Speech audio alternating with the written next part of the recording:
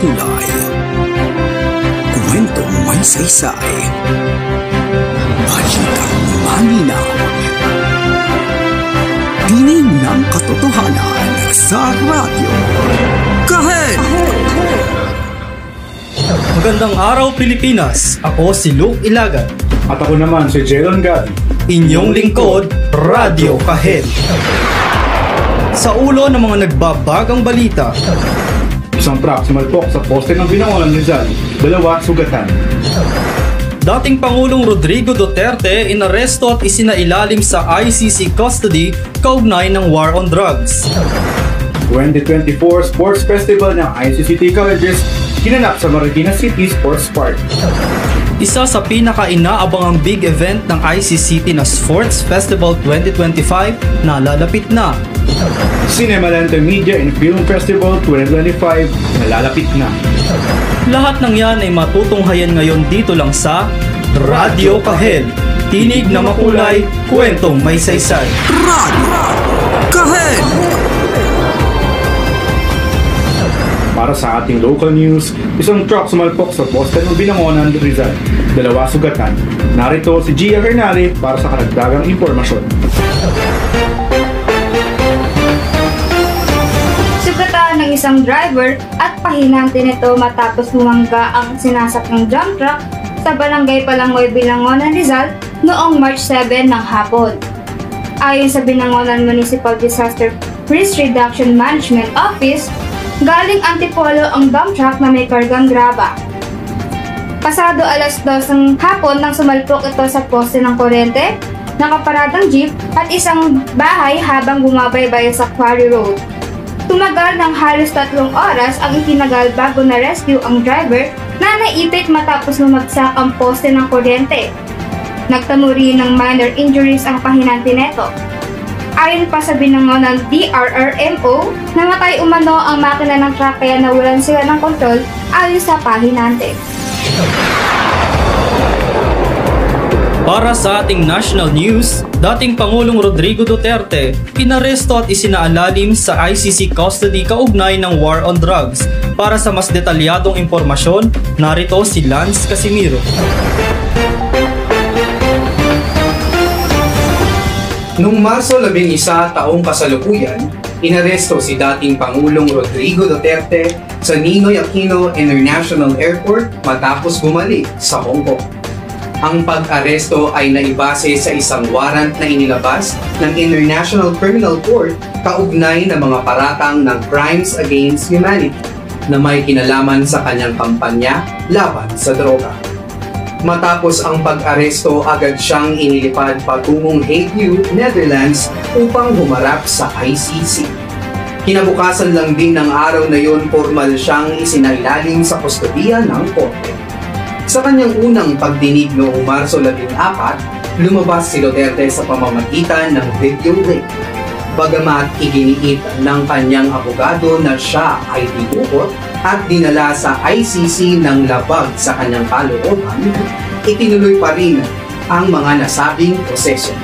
Sa kabilang banda, nagpakita naman ng pagsuporta ang Duterte supporters sa pamamagitan ng pagpoprotesta sa labas ng korte at pagpo-post sa social media ng mga mensahe para sa hukom ng ICC.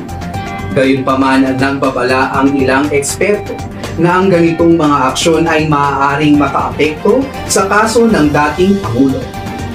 Ang pre-trial hearing ay nakatakda sa buwan ng Setyembre 23 sa taong ding ito.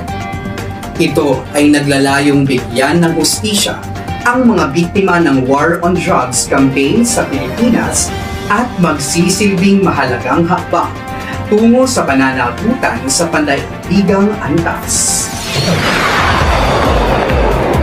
Para naman sa News Sports, 2024 Sports Festival ng ICCT Colleges ginanap sa Marikina City Sports Park. Para sa buong detalye ng laban, narito si Elijah Sinira. Noong Hunyo 27, 2024, idinaos ng ICCT Colleges ang kanilang taunang sports festival sa Marikina City Sports Park. Ang kaganapang ito ay dinaluhan ng mga estudyante mula sa iba't ibang campus ng ICCT colleges na nagpakita ng kanilang husay sa iba't ibang larangan ng palakasan. Ang nanalo sa basketball category ay ang International School of Hospitality and Tourism. Sa kategory naman ng badminton, College of Business and Accountancy ang nanalo sa women's badminton at Binangonan Campus na naman ang nanalo sa men's badminton. College of Criminology ang humakot at nanalo sa men's at women's volleyball category. Sa table tennis category naman ay College of Future Education ang nanalo sa women's at College of Criminology sa men's. Sa category naman ng Human Chess, ang Department ng College of Arts and Sciences ang nag-uwi ng pagkapanalo. Antipolo Campus ang nanalo sa category na Dance Sports at sa Cheer Dance category naman, San Mateo Campus ang nagwagi. Ang mga kalahok ay nagpakita ng dedikasyon at sportsmanship sa bawat laban at ito'y naipakita nila sa bawat bang na kanilang pinagdaan. Bukod sa mga paligsahan, nagbigay kasiyahan din ang mga espesyal na pagtatanghal mula sa mga kilalang personalidad. Isa sa mga tampok na bisita ay si Elijah Alejo, na nagbigay aliw sa mga manonood na pamamagitan ng kanyang performance. ICCT Colleges Sports Festival 2024 ay hindi lamang nagbigay daan sa pagpapakita ng talento sa palakasan kundi pati na rin sa pagkakaisa ng buong komunidad sa loob ng eskwelahan. Isa sa mga pinaka-inaabangang big event ng ICCT na Sports Festival 2025 na lalapit na. Narito si Gia Hernale para sa buong detalye.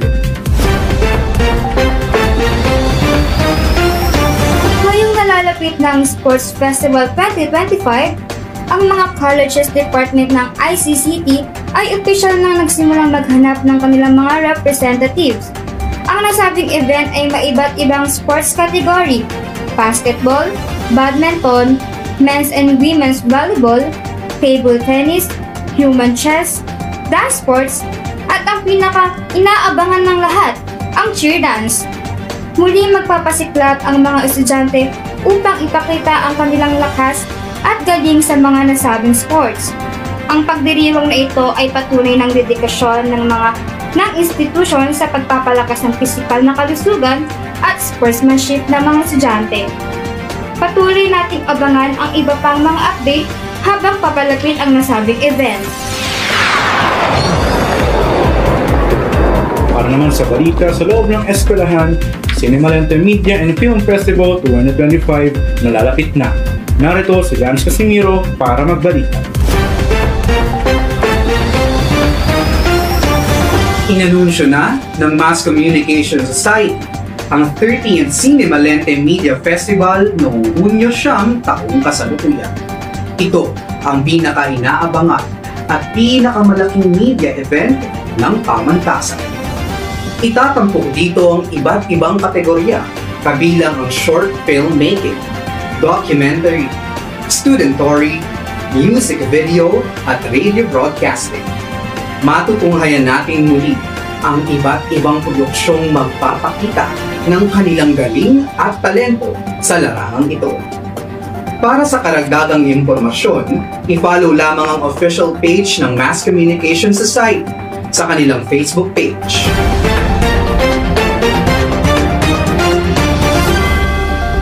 Magandang araw mga kababayan! Gusto mo bang makamit ang quality education ng hindi na kailangan lumayo? Tara na sa ICCT Colleges! Abot kaya, dekalidad, at katuwang mo sa pag-abot ng pangarap. Tama ka dyan! Dito, napakaraming courses ang pagpipilian. Plus, may multiple campuses all over Rizal. Para sa mahilig sa sining at agham, narito ang College of Arts and Sciences, AB Communication, AB English, BS Mathematics at BS Psychology.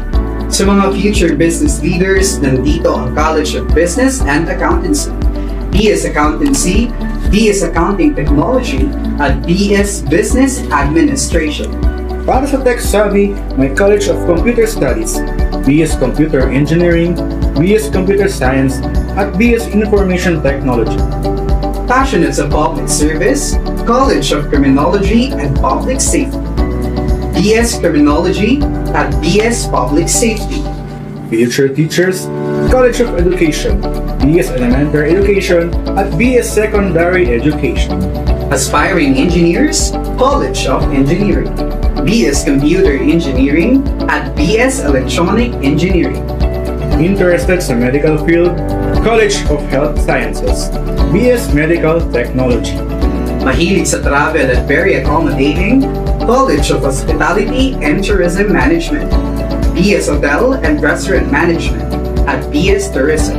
Meron ding TESDA, accredited programs din para sa short courses. Plus, modern facilities, experienced faculty, world-class education, at scholarship program para sa deserving students. Ano pang hinihintay mo? Mag-enroll na sa ICCT Colleges at simulan ang landas patungo sa tagumpay. ICCT Colleges, Bringing excellence, shaping the future. Uhaw ka na? Kulang sa energy? Time to level up with Hypebiz! Ang carbonated drink na may ultimate sipag-sipag. Wow, parang may fireworks sa lalamunan ko. Siyempre, tropical boom for fruity freshness, zesty blast for citrus kick, at berry rush for that sweet, cool vibe. So, kung gusto mong mag-refresh at ma-hype ng todo, Hi, Fizz! Freeze up! Level it up! At dito na natatapos ang aming pagbabalita sa araw na ito. Mula sa pinakamainit na lokal, pambansa, at kahit pa sa loob ng eskwelahang balita, patuloy kaming maghahatid ng makabuluhang impormasyon para sa inyo. Ako si Luke Ilagan, Ako naman si Jelon Gab. ang inyong news anchors sa araw na ito. ako si Elisha Samira, Ako si Gia Hernale. At ako naman si Lance Casimiro, ang inyong news presenter sa araw na ito. Tinig na makulay, Kwentong may saysay. balitang malinaw, Tinig ng katotohanan. Nag-uulat ng mga nagbabaga at napapanahong mga balita. inyong lingkod, Radyo Kahe. Radio Kahe!